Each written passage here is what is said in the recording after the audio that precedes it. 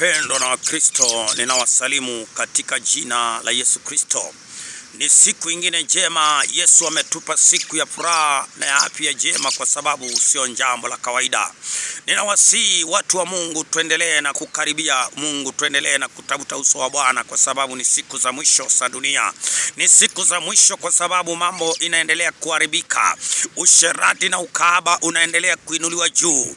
Mambo inaenda murama, kwa sababu dunia ichachanganyikiwa. Watu wachaingiliwa na ile mambo ilikuwa Sodomo. Ninawasihi watu wa Mungu na watu wa Mungu, tuendelee na kuombea watoto na tuendelee kuombea nchi yetu, kwa sababu ni siku mbaya sana za dunia. Ninawasihi kwa neema ya Mungu, kwa sababu watu wamepotoka. Watu wataki mambo mema, watu wanataka ile mambo mabaya. Wacheni niwaambie, shetani achaingilia watoto, shetani achaingilia wanarika. Wacheni niwaambie watu wa Mungu, tuendelee na kutafuta uso wa Mungu, tuendelee na kutafuta ibada, kwa sababu bila Yesu hakuna njia, bila Yesu hakuna msaada ya mwanadamu. Ninawasihi watu wa Mungu, ni siku mbaya sana za ulimwengu, ile zilizotabiriwa na watumishi wa Mungu wale walitangulia.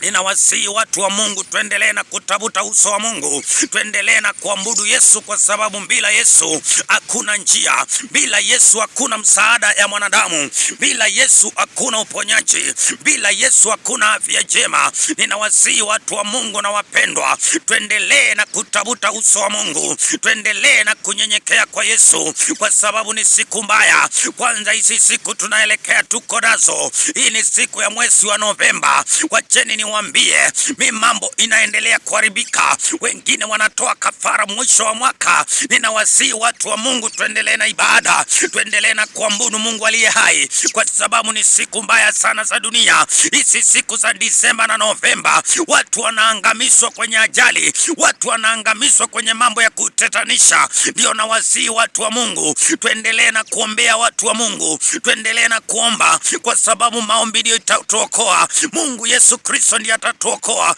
kutoka kwenye mikono mbaya, kutoka kwenye ajali, kutoka kwenye mambo imepangwa mabaya. Yesu ndiye atatukomboa, Yesu ndiye atatuokoa. Yesu alisema asipolinda mchi, mlindaji anafanya kazi ya bure. Ninawasihi watu wa Mungu, na neema ya Mungu iwe juu yetu, ufalme wa Baba uwe juu yetu. Mungu atusaidie na tupiganie, kwa sababu bila yeye hakuna msaada, bila yeye hakuna uzima. Ninawasihi wapendwa, tusipuuze, tuendelee na kupiga magoti, tuendelee na kunyenyekea, tuombee madugu zetu na madada zetu, tuombee nyumba zetu, tuombee maisha yetu, kwa sababu imefika wakati ya mwisho. Ile ujanja, mambo ya watu, maarifa itaongezeka, mambo itakuwa mabaya. Najua watu wanauliza, watu wanahubiri, wanasema nini, lakini wacha nikwambie, msaada wako ufanye nini, usifanye nini,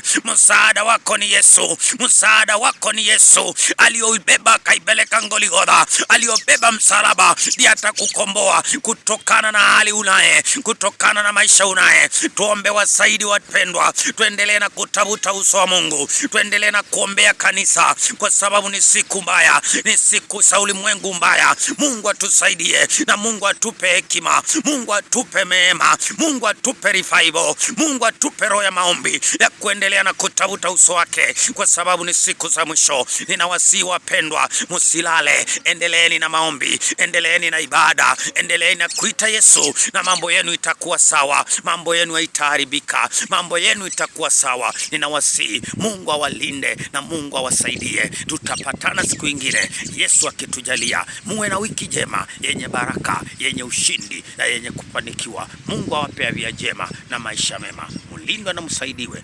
Yesu awaonekanie. Amina.